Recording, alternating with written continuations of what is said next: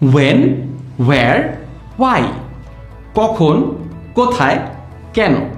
এই প্রত্যেকটি প্রশ্নের উত্তরেই কিন্তু আমরা অবজেক্টকে খুঁজে পাবো। অর্থাৎ আমি যদি জিজ্ঞেস করি আপনি কোথায় গিয়েছিলেন, আপনি উত্তর দিবেন আমি কারওয়ান বাজারে গিয়েছিলাম। এখানে কারওয়ান বাজার কথাটা কিন্তু বাক্যের সাবজেক্ট না, বাক্যের অবজেক্ট। আবার যদি আমি আপনাকে জিজ্ঞেস করি আপনি কখন গিয়েছিলেন, আপনি বলবেন আমি বিকালবেলা গিয়েছিলাম। এইখানটা তো বিকালবেলা কথাটাও বাক্যের সাবজেক্ট না, বাক্যের অবজেক্ট। আর আমি যদি জিজ্ঞেস করি আপনি কেন গিয়েছিলেন, আপনি বলবেন আমি বাজার করতে গিয়েছিলাম। এখানে বাজার করতে গিয়েছিলাম, এটাও এই বাজার করতে গিয়েছিলাম এই যে কারণটা, এটাও কিন্তু বাক্যের সাবজেক্ট না, এটা বাক্যের অবজেক্ট। অর্থাৎ আমরা যখন ওয়্যার, ওয়েন বা ওয়াই দিয়ে প্রশ্ন করি, আমরা যে উত্তরটা পাই সেই উত্তরটা সাধারণত বাক্যের সাবজেক্ট হয় না, বাক্যের অবজেক্ট হয়। আর বাক্যের অবজেক্ট যখন হয় তখন বাক্যটা কিভাবে করে গঠন করতে হয় তা কিন্তু আমরা আগের ভিডিওতে শিখেছি। আমরা এইখানটাতেও কিছু এক্সাম্পল দিয়ে শিখব। আপনি কখন ঘুম থেকে উঠেছেন? When did you wake up?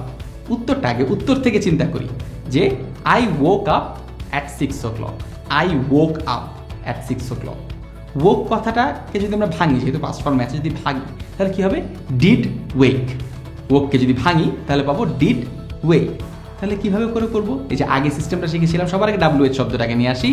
when, এরপরে যে অক্সিলিয়ারি ভার্বটুকু আছে did, when did, এরপর আপনার সাবজেক্টটা ইউ, তারপর আপনার যে মেইন ভার্বটি রয়েছে ওয়েক আপ, অর্থাৎ when did you wake up. আপনি একইভাবে আরও অনেক এক্সাম্পল নিজেই তৈরি করতে পারবেন, নিজেই ভাঙতে পারবেন। আমি যদি জিজ্ঞেস করি ওয়েন উইল ইউ রিটার্ন, দেখেন ইউ উইল রিটার্ন টুমরো, এই কথাটাকে আমি যদি প্রশ্নতে কনভার্ট করি when will you return. When is your flight, your flight is at অমুক। ওয়েন ইজ ইয়োর ফ্লাইট, অর্থাৎ খুব বেশি কমপ্লিকেটেড না, খুবই সহজ। আগে যে স্ট্রাকচার শিখেছি সেই স্ট্রাকচারটা মাথায় রাখলেই হয়ে যাচ্ছে। আমরা ওয়্যার দিয়ে কয়েকটা এক্সাম্পল দেখি। Where did you keep your shoes, where does he live. খুবই সিম্পল একটা স্ট্রাকচার আছে, যে স্ট্রাকচার আমরা আগেই শিখেছি। ওয়াই, একই স্ট্রাকচার, সে কেন করেছে, তাই তো। Why did he live, why have you kept your books all over the place.